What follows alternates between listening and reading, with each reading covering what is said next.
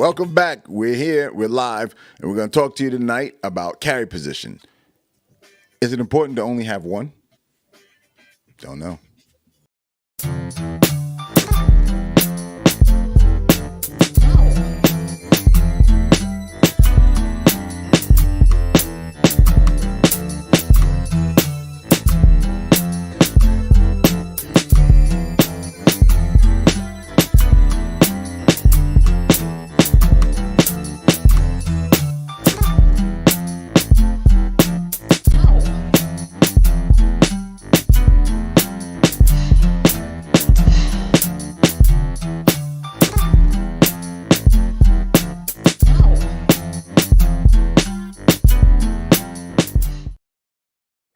All right, we're There back. it is.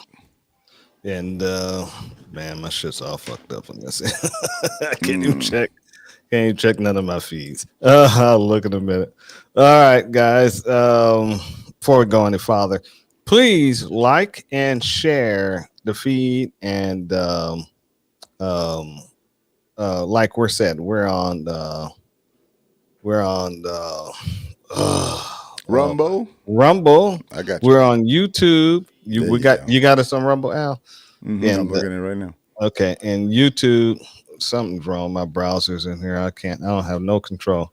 And but like and share on Rumble and YouTube, and especially on both of those.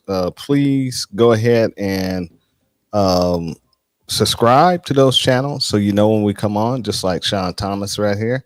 Yo, what's up, my man? And so you know when we come on and we go live, because we're switch things up every once in a while, every couple of months, every 2 or 3 months, we'll go to a different day.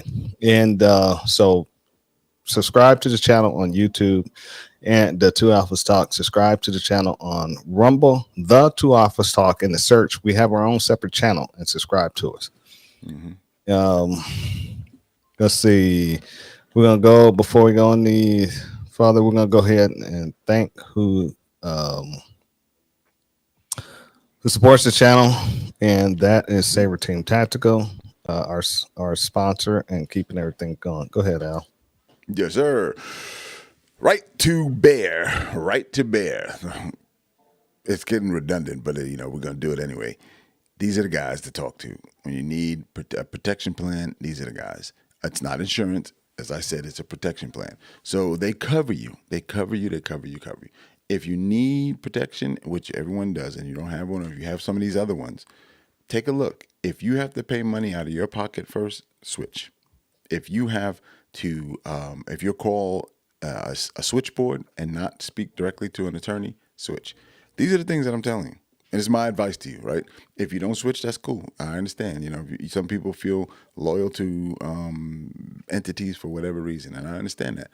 But as far as being covered and fully covered and everything going your way, right to bear. And again, I haven't had anyone since we started this tell me anything otherwise. And I see a lot of guys that watch out in the streets, and people talk to me all the time about the show. No one's ever said, "Hey man, you're full of it," any of that nature would right to bear. Return you get your gun confiscated, they're going to give you something to replace it. If you have a staccato and they take that, they will not replace the staccato. You may get a G19 or a G17 or something that fashion, but you shouldn't be carrying that High end $3,000 gun as your Mike. But anyway, Mike. He got big bucks. But yeah, right to bear is your go-to, and use Saber and get a discount. Simple as that. Do the research and get a discount. The last event that we had people sign up right there on the spot. I know, Ralph. I spoke to them about that too. Oh, okay, cool. Yep. Yeah. All right. And from there, how to get to us is saberteamtactical.com. After you check out Right to Bear, go on to you know what? All my browsers are locked, dude. I don't know how long this program's gonna be on the air. Tell you the truth. Yeah. Every single one of my locked. I have no control. I can't even do the I can't even do the classes, dude. Dang. Yeah, it won't even take me Well, to. we do one-on-one training. That's our Yeah. main thing. And if you want any other classes that we have available, you can reach out to us, and we will provide that service to you. Small groups are welcome. 7 for one person. If you have more than 7 people, reach out to us, and we'll just bring more instructors, and we'll accomplish it and get it done. We do everything from concealed carry. We're working, both of us, working on red dots and optics on pistols now. This guy's already a little bit ahead of me, but we'll get it there. I'm versed in how to train it, and I can show you some of the people that I've worked with already. So we Yeah. have to keep up and stay fluid, as they say. Yeah. And the biggest secret I find with the red dots, and a lot of people don't talk about, is how to zero that thing. And a lot of people saying, you zero at 5 yards and all that stuff, but they don't talk about the reference point where the red dot should be in the placement of your gun. So I always build in reference points on my gun. I run high. Explain the reference point, bro. Okay, the reference point. Let me go ahead and say hello, WK and 702. Thank you guys for stopping through. The reference point for me is I always run high cold witness sights, front and rear. And those are my reference points. Now I do that because if my red dot ever go down, I still have optics that I can use. So what I do, I take my red dot and I put the front sight, the red dot directly above my front sight post. And if you do that and cover up your front sight post with that red dot, you're going to be true to your aim. If you look down that red dot and line up your rear sights with your red dot, there's your reference point. So you're still going to have sight picture and sight alignment. So you have to understand, a lot of guys back in the day, they didn't have a lot of reference points. Remember how they used to be shooting and stuff? And then we see them hunting their red dot, trying to figure out where it's at. Boom. Yeah, especially with that Seymour. Remember that was one of the first ones they had on the race guns. Right. So if you just go ahead and just do that, you should be fine. You know what I'm saying? And because if your sights are dead on, then once you line up the red dot to your front sight and just line it up to the rear sight, boom, there's your reference point, and you should be good on anything you pointed at and should be able to hit. That's even 20 to 25 yard shot. It should be very easy. And I just checked on my phone. We are on Twitch. We are on Rumble. And I just got to figure out how to edit Rumble here real quick. And oh my God. Yeah, I got both of them ready. Yeah, I see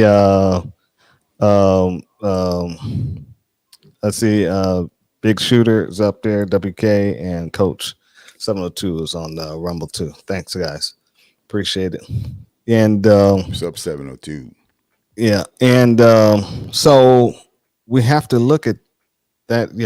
If once you figure out that reference point, then there's no stopping you from shooting that firearm with a red dot on it. I mean, it should be. What you're saying is it sounds like training wheels. I mean, it gets you started because a lot of people.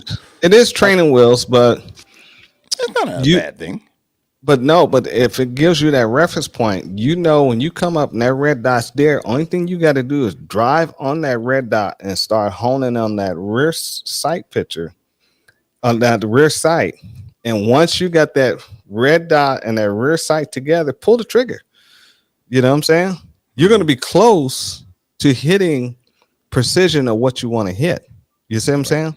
Mm-hmm. And it gives you, because the red dot, it just gives you a faster acquisition sight picture on your front sight post. So your red dot's going to be on your front sight post. So you bring it up, and now only thing you got to do is just drive that front sight post and that rear sight post together, and just boom, it's done. You know what I'm saying? Mm-hmm. Yeah. Okay. Yeah. I mean, because yelling ass made me slow down. I was looking at I wanted a 10 MOA. I'm just teasing. I wanted 10 if I could find one, just to fill a whole screen up. And then as I was talking to you, I had to do some more research, and I was like, okay, so I've reduced it now. I'm going to get one of those. You have one with the circle outline, so you got a dot and a circle, and then you can turn the dot off. And just I got several different types of optics to see what was the best for me. See. And I found out that the circle with the dot, and because it has a 9 o'clock and a 3 o'clock level point arrows, and so I just take those and lay them right across the rear sights. You know what I'm saying? And boom, shoot dead on. You know what I'm saying? Yeah. So those again are my reference points. You know what I'm saying? That's cool. Yeah. But See, you gotta this is the kind of value you get hanging out with us because we haven't even kicked in the topic yet, and we've already given you some no, gems. we haven't even kicked in the topic yet. And on top of that, what he just said is learned because not only did we read about it and research and we speak to people about it, but I've seen him out there doing the same thing. Yeah. Didn't you do that with the 5.7? One of those, either the 5.7. 5.7. Yeah. Yeah, 5.7. You shot it, and once I showed you the reference point, you was like, "Oh my god, that thing is deadly, dude." Yeah, because I'm still dragging my heels when it comes to modern technology. Yeah, I'm trying to get him in the 21st century, guys. I'm working on it. I'm working hard. I'm working. He's bucking and shucking and fighting the whole way. You know what I'm saying? Like, these are too comfortable. I'm good right this. I'm good right here. See the way I just did? You see those two they went in the same hole. Right. Yeah. So we're working on it. We're gonna get him there. So it's just a matter of time. You know. Exactly.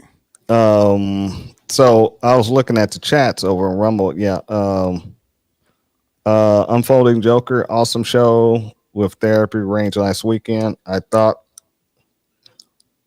I thoroughly enjoyed it.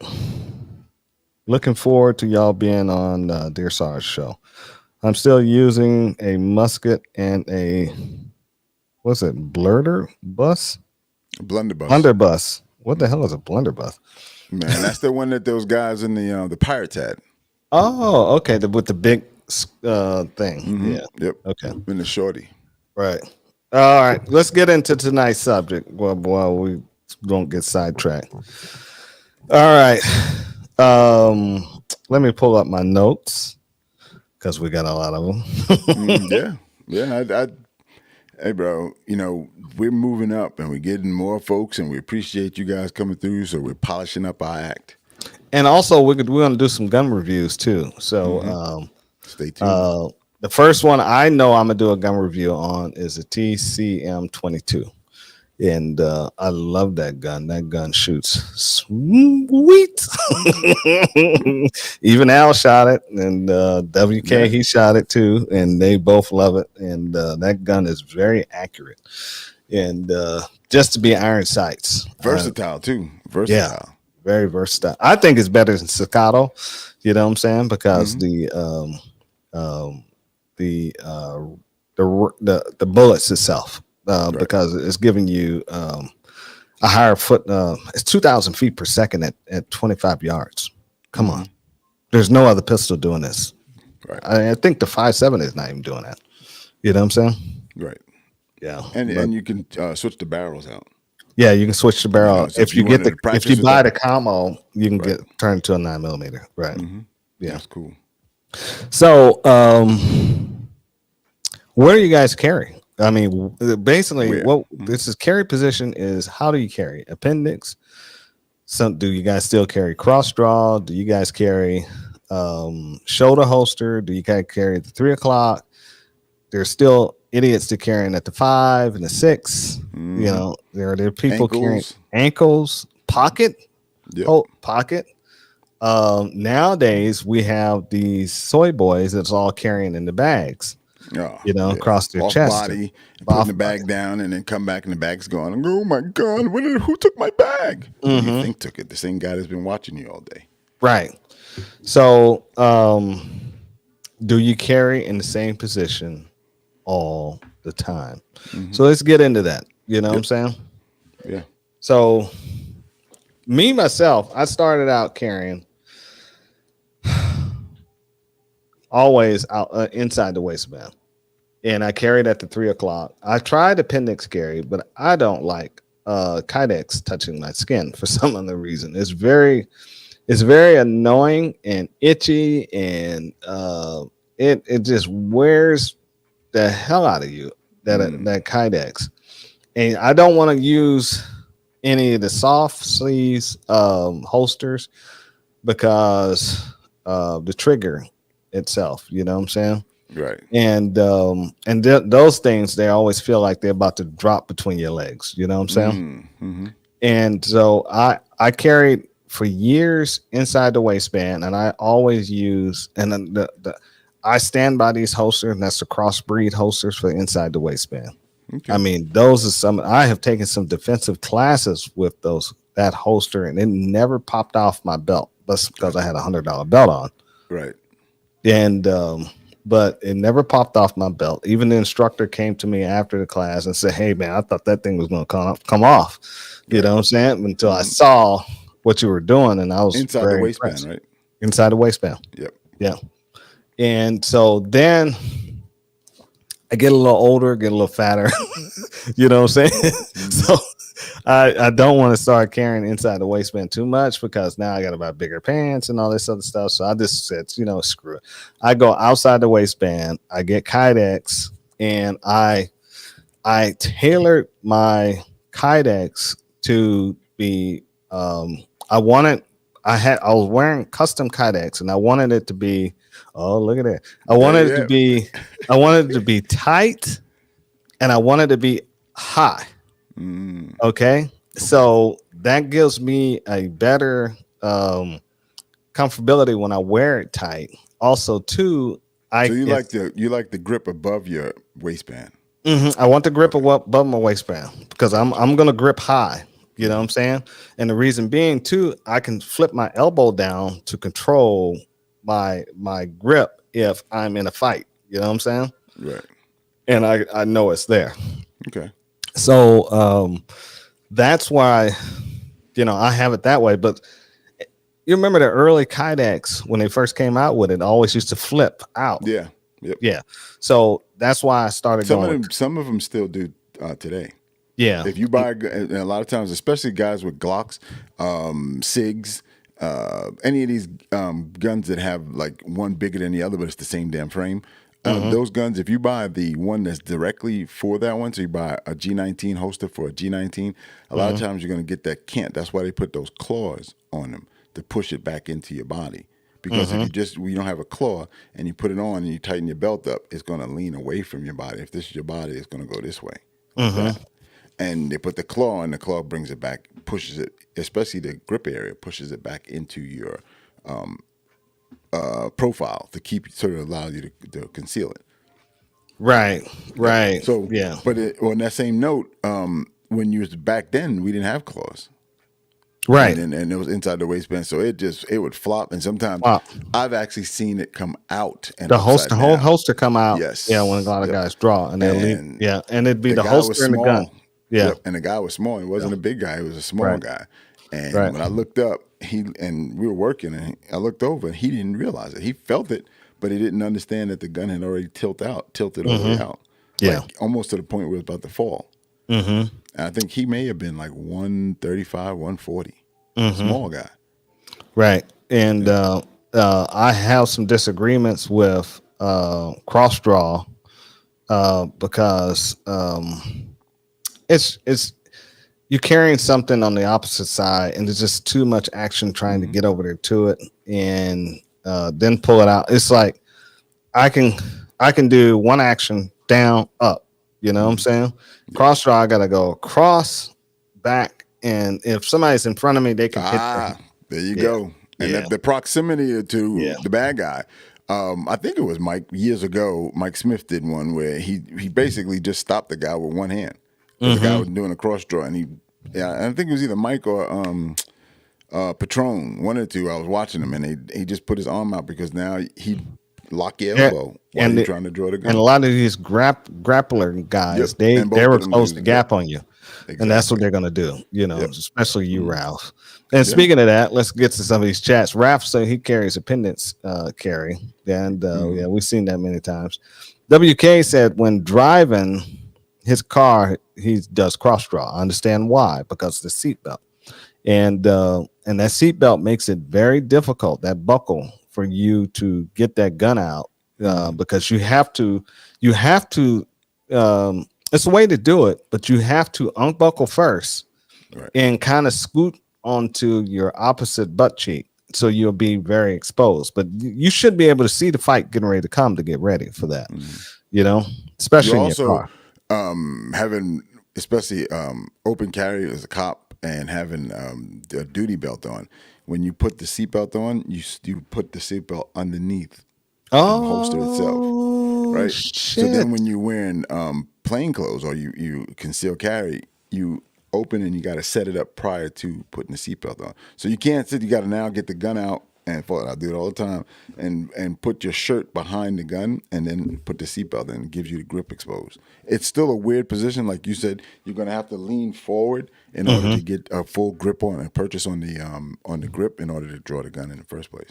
So Yeah, but but you got to practice and you got to understand what you got to do. Because if you're trying to do this, you're gonna be in a bad world of hurt. You got to But if lean I'm in my forward. car, I'm gonna see the threat coming. Usually, I'll go ahead and draw and stick it down by my underneath my thigh, and it'll be ready to go. You know what I'm saying? And I To have hope done you that. don't have an accident. Yeah, stop hopefully I short. don't have an accident. Yeah, and but I'm going to have it already out. You know, I see the threats coming. Every day walking around, he says, inside the waistband, Kydex right side at 3 o'clock. Yeah. And Mike, we got this from I saw this from you. Al came up with this today. I guess you and him was on the same wavelength and talking. Imagine. Yeah, talking about this. I saw your thing today, and you was talking about this, and it kind of inspired us to want to do this even more. So, Big Mike, yeah, he mostly carry a 3 o'clock position, and he carries a lot. Yeah, I think he carries 3 o'clock, 4 o'clock, 5 o'clock, 6. He carries around the clock. Right, it's around the clock. Right. Mike also said facts. You have to practice. You Yep. got to practice. Yep. You got to get in the car. And you got to unload the gun. Try it that way, and then put the gun, load it, and try it that way. You know, Right. A lot of times guys run away because the gun's loaded. Well, it's going to be loaded when the real shit happens. Right. And WK said the way I cross draw in the car to have easy access to draw my pistol and the seatbelt not in the way. Yeah, we clearly understand that. WK, and why you do it, because if you do get in an accident, your gun is still in a holster, you know what I'm saying, and you don't have to worry about it flying all over the place, and you have access. Yeah, it's ideal for you to do that. We clearly see that. I mean, it's something. Yeah. Now, see, what he's saying is a specific purpose. He's in the car. He's doing it that way. We're talking about the guys that you see at the range and they want to cross draw and 4 people stand in front of them. And as they sweep all 4 of those people as they draw the gun, that's when we go, whoa. Yeah. What if he's at the dinner table and he's got to cross, and he's going to sweep everybody at the table just to get, it's almost like, remember the shoulder holster thing, you know? Yeah. It's the same thing. Yeah. It's the same thing. Ralph said in the winter, here we go. This is something I don't do. Okay. In the winter, though, with the jacket, I prefer outside the waistband at the 3 o'clock, more comfortable. Now, I saw Mike can probably chime in on this because he has a lot of experience changing guns and he's an expert shooter and all this other good stuff. And a lot of people change guns from winter to summer. I don't. I keep the same gun from winter to summer, and it's in the same position from winter to summer. And the reason that is, for me, I am a creature of habit. And I find myself, if I'm tired, if I'm doing something, if I'm not in my right mind or whatever, I know this is always here. These are always here to back it up. You know what I'm saying? Right. I understand that. Yeah. Right. And it doesn't matter if it doesn't matter what the moment is going on around me. I know there's something there and there's something to feed it with. You know what I'm saying? So, and it's going to be the same thing. And I think sometimes when you know who you are, you stick with what you know, right? Yeah.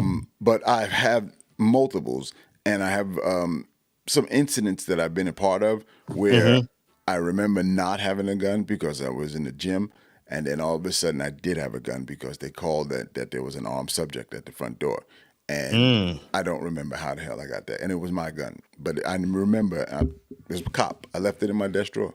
I distinctly know I left it in my desk drawer. I was in the gym. I didn't have the gun, and when I got to the front door, it was my gun, my serial number. It was issued to me with my holster, and I'm like, Jesus Christ. somewhere in the middle, I stopped and got that gun. And I tell people who similar when we're working out, when you have a gun on, you know where it is, and if you don't, you shouldn't be carrying a gun. And I Yeah. know, like you said, what you said, you like it that way, and creature habit. That's perfect. You've been around for a number of years doing this stuff. Between the two of us, there's a couple of decades of carrying concealed. So you understand. But I used to do that, what you said, what Ralph was talking. I used to go from a Beretta 92F in the wintertime to a G19 back before they had these little micro guns. And you know, now I've dabbled with some of those smaller guns, but for the most part, I like full grip. I like the full grip one. I don't like abbreviated grips. I don't like that 2-finger thing that they do with like a G26 Yeah. or any of those small guns. I just don't like it. See, I got big hands, so Yeah, yeah. I don't like it. I just don't. That's not my thing. So I stick with full size grips. The VP9 is probably one of the most excellent guns out there that I would recommend for anyone to take a chance at, because that's a full size grip and it's a very venerable gun. Why are you whispering? Because I'm talking in reverence to He's like he's talking about the thing like it's a woman. the VP9 is I can't say. I'm sorry. It spits. Yeah, Now- and Ralph has the thing where I should get a sponsorship, but I talk about it. With Oh such yeah, you reverence. do. It's ridiculous. Now I've been dabbling in the dark a little bit. Okay, so I have not been carrying my Glock 100%. Okay, my Glock 17. So I got a dagger on right now, and the reason I do have the dagger on because it has a red dot on it, and I know how deadly I am with these red dots. You know what I'm saying? So, but I do carry a full frame dagger for when I go to the gym. When I go work out, it's in the back of the car. Right. You know what I'm saying? Because I work out outdoors, and but I've been kind of shifting, away from the Glock non-MOS to the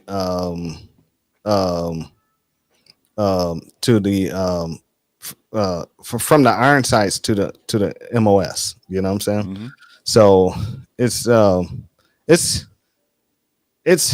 a lot of fun shooting red dots. I mean, it is you'd be surprised the accuracy and the distance that you can do with these things precision wise. It is deadly. But if you have a good gun like the TCM 22, you can do the same thing with iron sights of that thing. You know what I'm saying? And also I'm finding the same thing with the 5.7. You know what I'm saying? Any 5.7. I mean, you shot the Smith & Wesson 5.7 and it's just as good. Now, yeah. So Mike, he said, yeah, you got to know what feels better for you based on your body type. Yeah.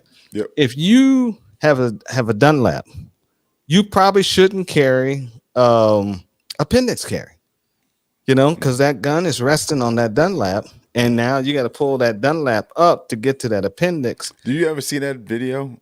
And that guy is humongous. I mean, he's a real big guy. He's like, his Dunlap is the size of a small child. Oh, Jesus Christ. Yeah. Bro, he has an AK under there one time. He puts some other damn near what do you call them things? The rocket, ones you pull out like a law. He literally has like a rocket launcher underneath his belly, and he lifts it up with one hand and reaches under with the other one.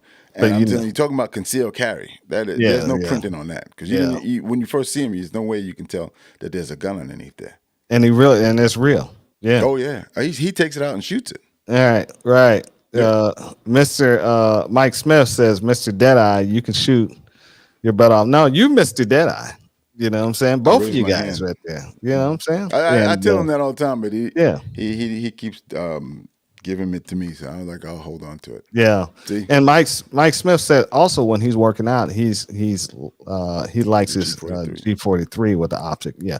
Mhm. It's small, you keep it on you, you know you got it, you feel secure, you don't have to Right. worry about anything. But I will stab your ass too, so don't get it twisted. You know what I'm saying? Yeah, but I prefer the X. Right. I don't know if Mike, if you run in the they got those magazines for the 43 that make it a 10, I think it is, and then the 43X they make it. I think it's Apex or one of those companies. It makes it a 15 round magazine instead of 10. 'Cause I don't know what Glock was thinking when they came out with a 10-round magazine. Yeah. got it. Oh, California. Remember, Glock was in California until they left.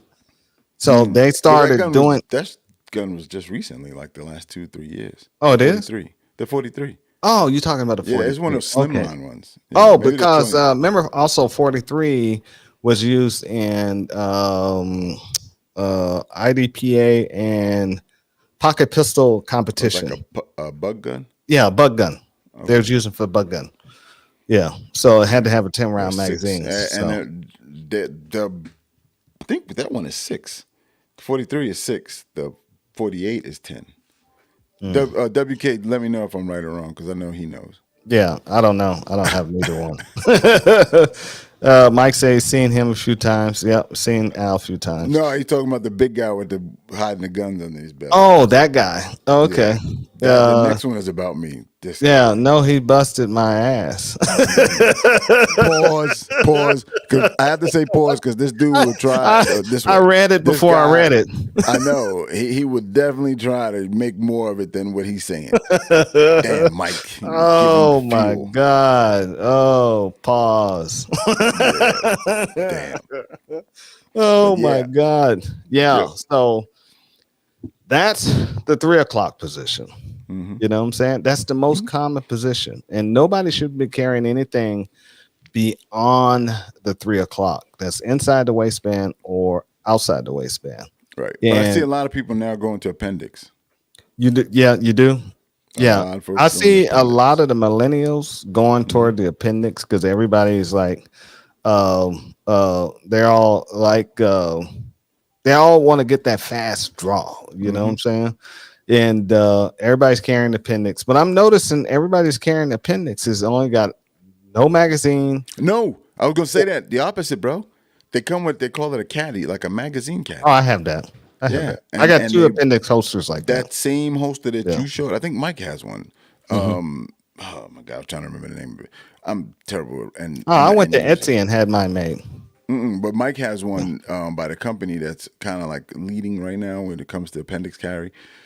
Tier 1, I think it calls. Oh yeah, but see, I had the same holster he's had. I just said had- that, and you told yeah. me no. You bought it from Etsy. I was saying Yeah. that. That's my Yeah, point. yeah, That holster has a caddy, and it Yeah, has so you the, can have that one on there to the extra rub on your stomach even more. It rubs a hole in my stomach. I can't do it, guys, because I'm always, I try to look casual so much that if I want to bend over and pick something up, and then I got this thing in my appendix, and I'm like, oh, I can't bend over. I can't even gotta tie my own squat. shoes. You I gotta got to squat. squat. Yeah, Yeah. squat. So it's just I can't do it. I can't do it. It's just too T1. There much. you go. Thank you. Yeah. Thank you, Mike. Yeah, T1. Mhm. And the pocket holsters. We seen a lot of that lately. No, too, the I've pocket- seen pocket holsters that are not concealed. That's the Yeah. one that gets me. And the guy had an extended magazine, and Mm-hmm. I mean extended, like maybe 25, no, close to 30 rounds, 28 round 30 magazine. round magazine. Oh, dude, it was huge. yeah, It was huge, and it's like that's not concealed anymore. yeah. But I think at this point, And no holster, no and he got trigger his guard. car keys in there with. Oh, probably, and snacks. Snacks too. So it's like just jingling around. You know what I'm saying? And then There's cats, no security at all, yeah. So and that's the key. and them guys, as soon as they put their hands in their pocket, they shoot themselves, and you can get yourself in the femoral artery right there and bleed out. I would And the guy- imagine. Yeah, and the guy just take your gun after you just bleed out because it ain't gonna take long. You know what I'm saying? Right. So then, what's the other one? No, the hip pocket. Guys are still carrying in the hip pocket Yeah. with a firearm and walking around, and that's another dangerous place, especially downtown Atlanta. You will get robbed, you know, and Right. it is very interesting to see that. I don't say anything to anybody anymore. I just watch them, Yeah, you know. I'm the same way. Yeah. Definitely the same way. Mike Smith said he don't do pocket carry. No. Mm-mm. Mm-mm. Mm. No. What's his And name? if you are going to do pocket carry, get you a holster designed for pocket carry, not one of Hmm. those. Um, Flimsy uh, cheapos. not one of Uncle Mike's, not an Uncle Mm. Mike, but have you a custom pocket carry holster with a pocket grab stop made onto that holster. So when you go in there, it'll grab your pocket, and so when you come out with it, the whole holster and everything won't come out. I think Sticky makes one. I think that's the name of it. Sticky Holster. Okay. They Yeah. make one similar to what you're saying, and there's a couple of other ones out there that are pretty good. Hmm. You know, I want to say it's Gabriel Suarez is the one. I first time I saw it, he had a technique where you had a pocket gun in, say, your left side, and just in case you couldn't get to the right, and you drew that one first in order to get the second one out. It was cool. It was probably 8 years ago that I saw that, I have a and go ahead. I have a buddy of mine who carried Hmm. pocket carry in both his front pockets, See, but he was deadly with it. yeah, Yeah. and people, it's not to kick in somebody's door; it's to get Hmm. somebody up off you. Right. It's somebody who didn't intend for you to have a firearm, and then you respond. That's what Right. it is. It's not, you go searching for somebody. Oh, you got that pipsqueak gun. No, it's just to get somebody off you in the case somebody doesn't understand. Right. Well, the reason why he did it, but he's a jujitsu guy, so that's what he carried. Two pistols in Mm. his front pocket. Okay. So if he brawled you, you lucky. But if he went to his pockets, it was done. You know what Yeah. I'm saying? Hmm. But then now what we're seeing a lot more is the off the body carry.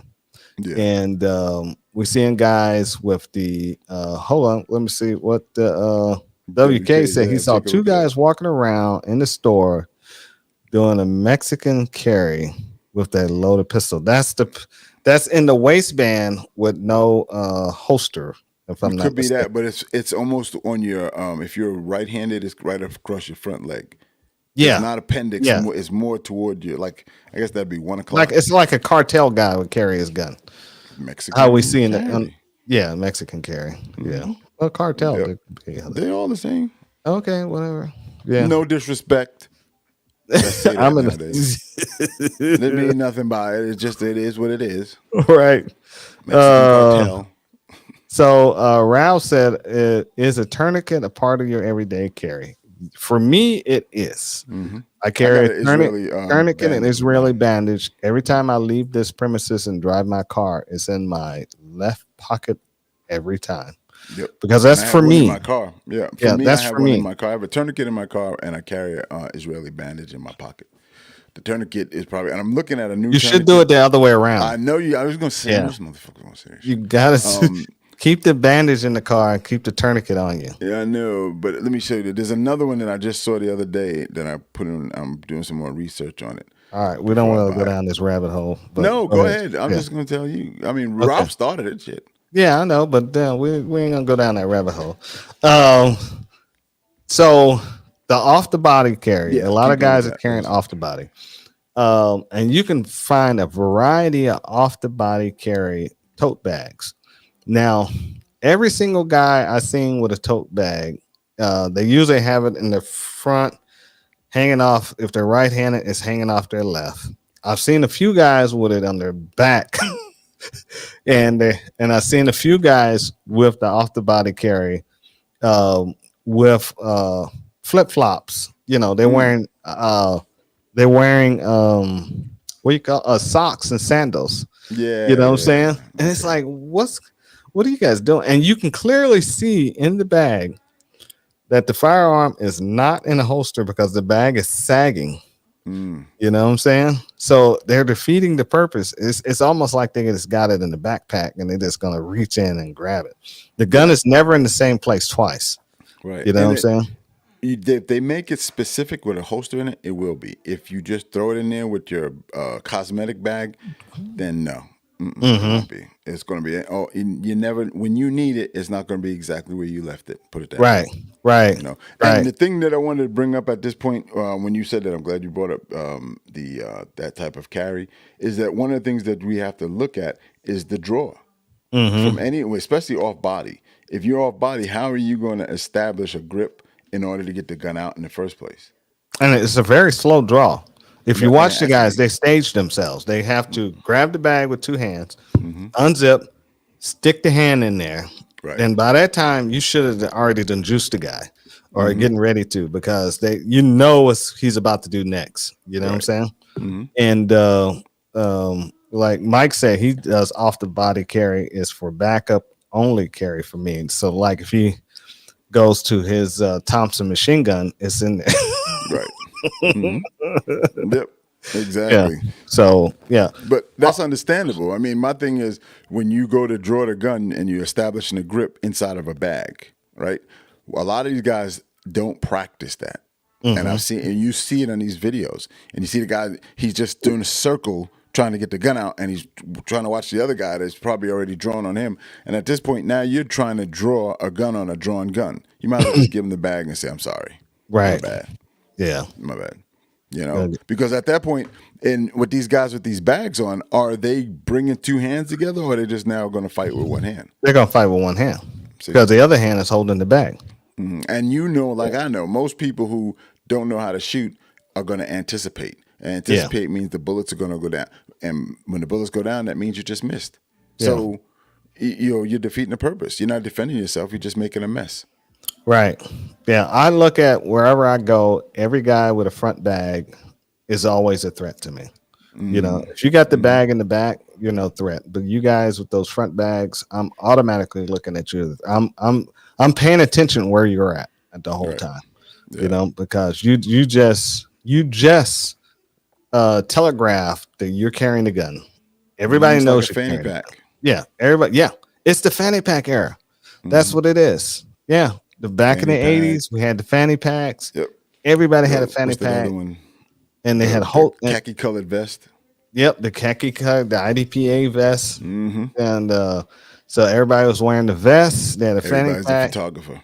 Yeah, and so you knew after a while, everybody caught on, and they knew those guys had guns, and the cops caught on too. So they're like, "Hey, come here," you know what I'm saying, Right. and start shaking you down. You know what I'm saying? But you know those diehards like Tom out at South River. He's diehard, man. He's been wearing a vest since I met him, and I mean he's Right. been out there about I don't know. He's been out there longer than he's been working there, but still, every time I've ever seen him, he had a vest on. Well, I mean, it's an older white guy, and you know, the older white guys can get away with wearing vests in public. You know what I'm saying? And because it's nothing. They were the one who started the fashion in the first place. You know what I'm saying? And He's not a photographer, and he ain't got no fishing lures. What was he got a vest on for? it doesn't matter. It was a fashion lure back in the 80s. And remember, REI started selling a lot of those vests to just specifically for those I think guys. it's because his arms don't get cold and just his body, so that's why he wears it. You're just constantly ragging him to do it. I'm trying to get off. Tell him my boy, man. Oh man. Yeah, I mean, this the vest. I mean, you should be like, for me in the summertime, the way I'm dressed right now, that's the way I go out. And a lot of people don't even know what I got. You know what I'm saying? Right. And so That's the same what- as what you brought up.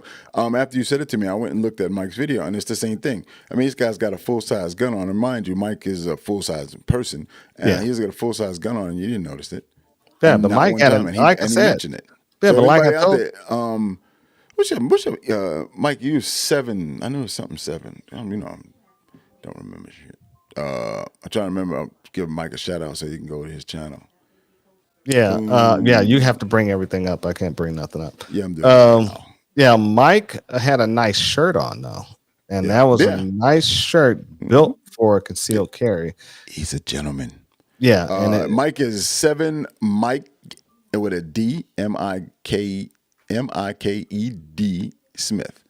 7 Mike Smith. I think his middle name is D. And check him out. He's got a lot of good videos. He does things on a regular basis. breaks it down on everyday carry, marksmanship, all that stuff. Good dude. Good Yeah, and information. that's his Instagram handle.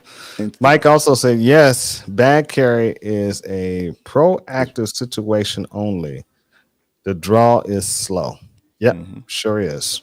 And Yeah, you can't be reactionary with a bag, bro. Unless mm-mm. you running away. Yeah, I You don't know, care how making many space. flippings, rolls, and all the other good stuff you guys gonna do. It's the same as a woman carrying a gun in a purse. You know what I'm saying? So Right. off the draw carry, I see for you guys there's those cross back. Those are your man purses because I'm noticing most of you guys are keeping your wallets in there. You know what I'm saying? So it's a man purse. You know Right. what And I'm that's saying? the craziest thing, man. That is the craziest thing is that you'd put everything in there like that. Like you lose your wallet, you lose your gun. I'm done. I have nothing else to say. What else? What can you do then? What are you gonna do? Yeah, yeah, yeah. I mean, just it's Call for a ballot. unnecessary. It's very unnecessary to be carrying something else around. Uh, See, Mike said he met Tom he in trying not to talk 2008 about Tom no more. But see, and 2008, had that was before me. I didn't meet has him that until like vest on then. 2009, 10. Yep, Oh exactly, man, somebody gonna send exactly. this to Tom. I'm gonna send it to him. Oh I'm yeah. gonna send it. He know I talk about his vest all the time. Oh man. He says because I'm jealous. I told him I had 3 of them at home. Yeah, yeah. I had a competition vest and I had 2 other vests. I wore vests out way before I came here, and I was Georgia. I was wearing those vests. You know what I'm saying? Right, And nobody even noticed the difference that you had the vest on back right. then. But now you wear it, people are gonna be like, "Oh, he's carrying a gun." You know what I'm Right. saying? Yeah, Even the people more police keen. gonna be looking at you. They're gonna be like, "Oh, he's carrying a gun." Well, we can thank the feds for that. I mean, all Yeah. through the '90s, you watch any Fed movie, even the movies showed it. It's like you got hmm to be kidding me. You know, everyone in a vest, khaki colored vest too. Gotta have a khaki color Yep. with the pockets on. Yeah, I saw an old dude at the track wearing a vest, khaki vest, khaki hat, red t-shirt, and khaki pants. He must have been a firearms instructor. Oh, you know it. That's how the federal police firearms instructors look. They have Yeah, red tops and khaki bottoms. yeah. It was a dead giveaway. Him walking around, and I was just looking at him. You know what I'm saying? I was like, oh, come on, man, dude. I'm looking for the bulge. You know what Right. I'm saying? Exactly. Exactly. Yeah. Wait till he goes to tie his shoe, then take a look at his right side. Oh yeah, because it's gonna be exposed. Yeah. So yeah, um and you know, I say this: if you're gonna carry in the same position, just have a great holster. You guys Oh, spend all you guys go spend all ahead. this you guys spend all this money on this gun, and you sit up here and you buy cheap holsters. Man, if you can spend $40 to $70 or even $100 on a good holster, do it. Especially if it's designed for you and it's comfortable for you. You know Right. what I'm saying? Yeah, on average, a good holster is going to be upwards of $75. Yeah. That's I mean, like we got a nice little vein that we found at Etsy, and you can get them for a little bit less than that, and they're good quality and they're custom and all that stuff. But if you are not as keen and you Savvy. don't know where to look, savvy, and you don't know where to look, you're gonna $75 is not too much. And I think I Oh. see people who losing their mind for 50, and I'm And like, and there's most of you no can't spend way. that on eating. Yep, You that's know what I'm lunch. saying?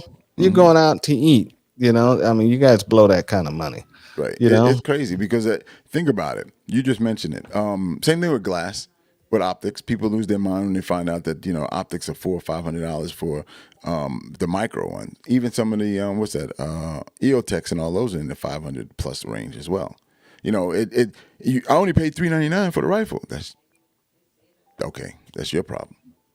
Yeah. I You mean, pay $300 for a rifle, and you're gonna put that Sight Mart not even Sight Mark. $100, $98, $88 But sight on it, yeah, or the but other it's one that's coming out of the Chinese one. I forgot the name of it. They reached out to me one time Kanashi or something like that. They got a whole assortment of knockoff sites. It's Right. crazy. Right. It's crazy. Yeah. That's a whole different subject. I'm not gonna go down that road. You know what I'm saying? Mike said he's seen Tom wear. No, he Oh, said Mike said he wore a vest maybe about 50. Right. He wore them all. Well, Mike is a fashionable gentleman. You know, he's Yeah. not he gonna keep up with the times. And yeah, get you a good holster. You guys hate spending money on holsters for some reason. No, you're not looking. I hope you're not talking about these folks that we've been chit chatting with tonight. No, I ain't talking about the guys in this group. I'm talking about the guys who DK and Mike. No, I'm talking about the guys. Definitely Ralph. I'm talking about people who are listening to this channel for the first time.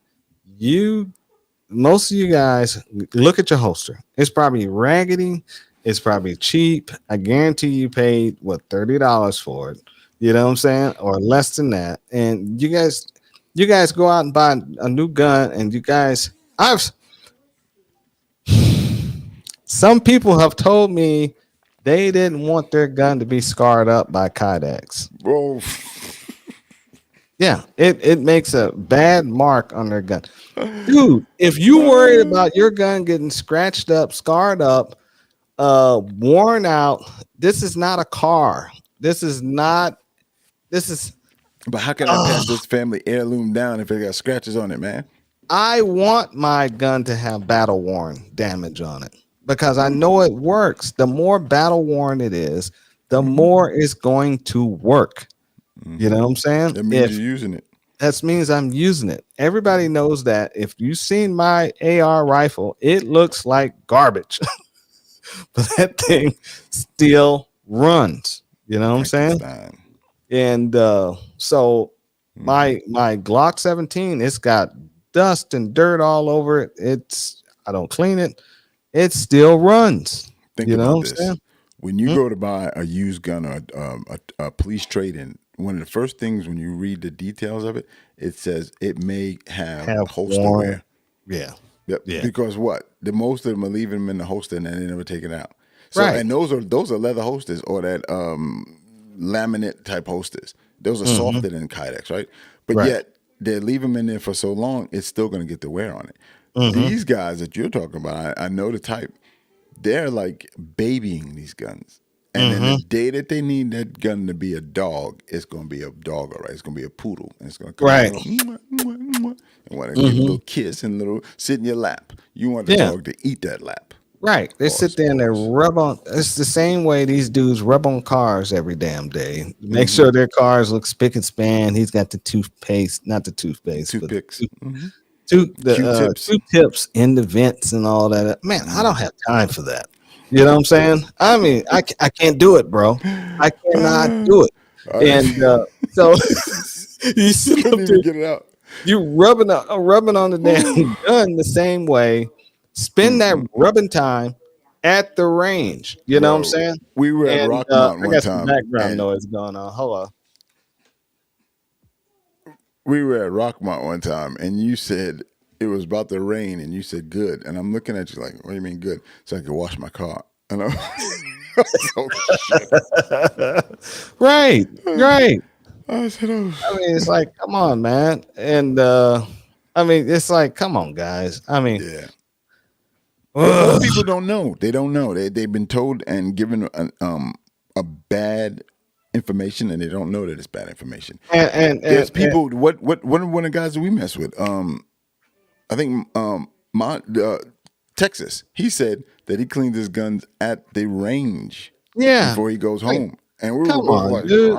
Really? Like, what? Really? Like, man, put some oil on that thing the next time when it starts acting up. You'd be fine. Right. I haven't touched my rifle since it rained that time. And it's still sitting up in the thing. So when I pull it out, I know it's going to be rusty. I don't give a damn. Have you ever been around somebody the first time they see their gun rust and they literally think it's about to just die? Yeah, they freak out. Yeah. They freak out. And I'm like, bro, it's fine. Yeah, it's freak fine. out. And wipe it off. Yeah, you'll be fine. It'll still work. It's not a big deal. I mean, we had cruisers that we had in the 50 cals, Mark 19s. we supposed to clean them things every morning before you eat and every evening before you go to sleep. If I didn't have a gunner and I had to do that shit be rusty as hell. And I had to just spray some oil on that motherfucker so the platoon sergeant wouldn't see that shit. But that should be rusty as hell, man. I mean, it's like I don't give a damn. If you dude. catch it before it actually starts, I think there's levels to it. If you catch Yeah. it when it's just You gotta that catch it before the patina, season. you're fine. Yeah. If you start pitting, now you got a little problem. But Yeah. you know the way we do it, and especially let me speak for myself because sometimes you go extreme. I do go. I shoot once a week, and I've seen the first time that I saw rust on it, I was like, oh shit, and then I realized, okay, just wipe it off and put some oil on it, you'll be fine. Right.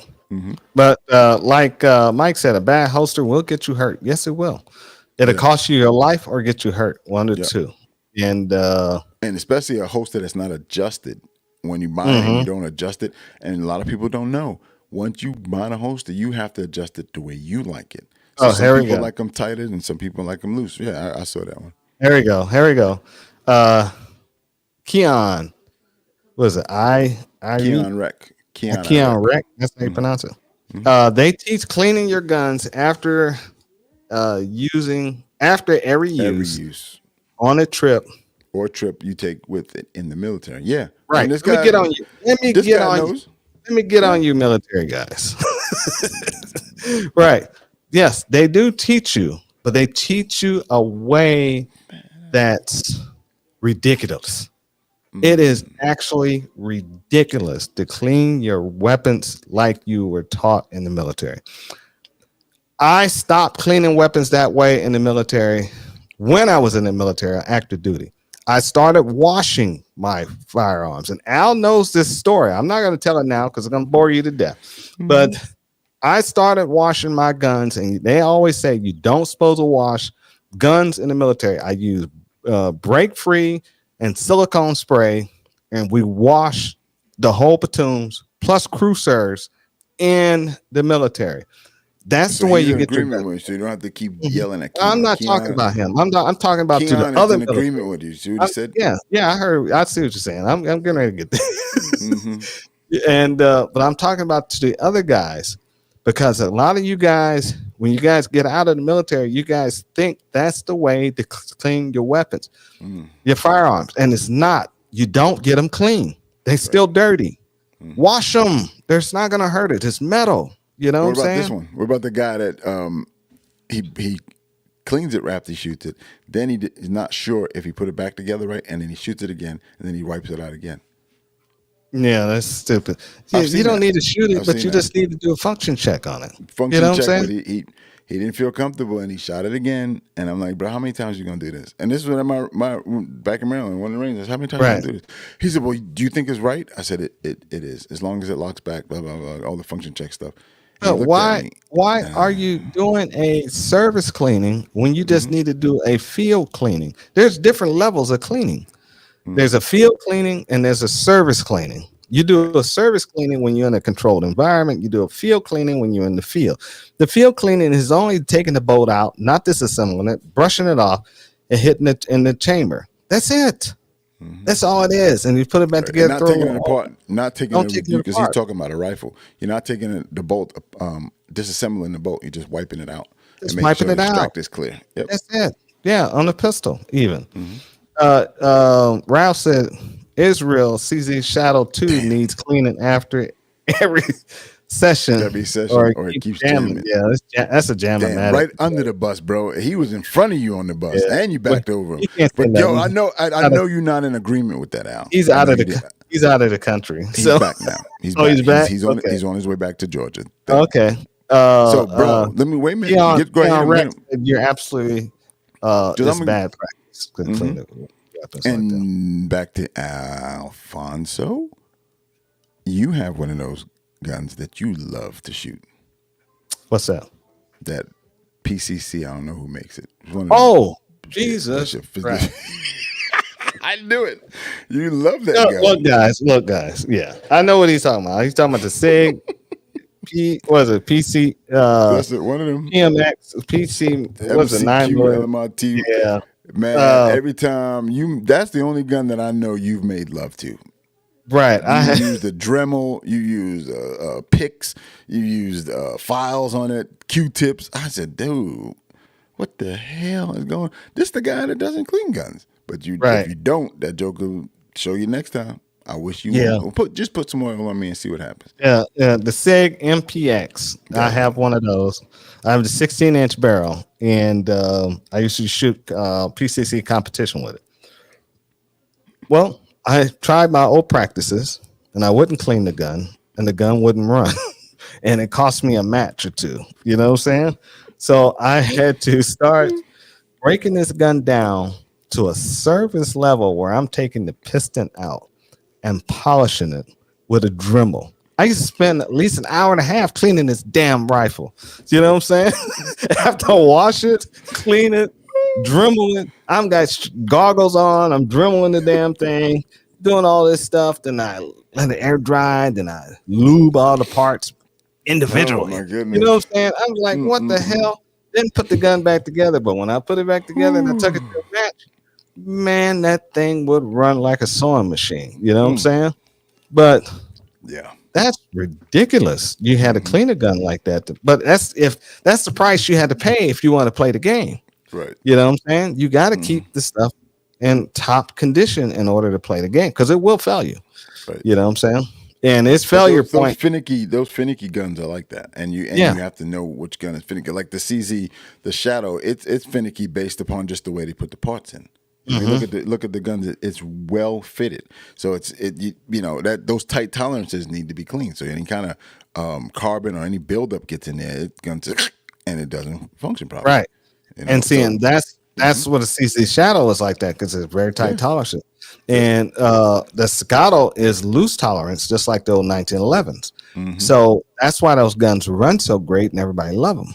You know what I'm saying? But you guys are going, you just taking a 19. You might as well just carry a 1911 double stack and just put an MOA on it. You know what I'm saying? Or it's almost the same damn gun when it's cheaper. You know what I'm saying? And who made Shadow? Who made Shadow? CZ. Yeah, come on, man. So you're paying for that name right there, all the imports. Yeah, I mean, I hear what you're saying, but I think a lot of times, guys, especially the 9mm 1911s or the 2011s or whatever you want to hear, I think a lot of guys don't like that because it is a 1911. You know, as opposed to 1911 is supposed to be 45. Yeah, but see, these new guns are coming out. They're all metal base. They're heavy. You know what I'm saying? And so they don't have any composites on them where you'll just have a